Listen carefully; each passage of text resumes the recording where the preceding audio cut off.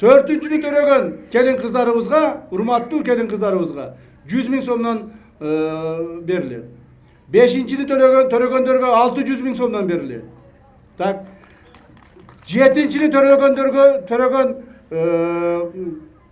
кыздарыбызга 1 000 000 сомдон акча берилет. Так.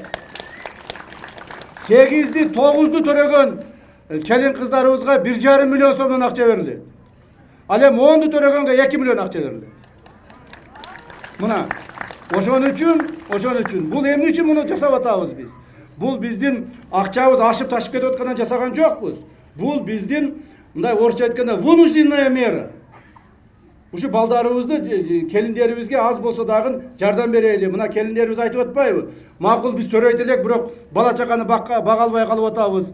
Бизге болсо пособияны аз берип атасыңар деп атпайбы? Мына ошон үчүн көп төрөгөн биздин келин кыздарыбызга биз ушинтип мамлекет тарабынан поддержка кылабыз. Колдоп турабыз, Кудай кааласа.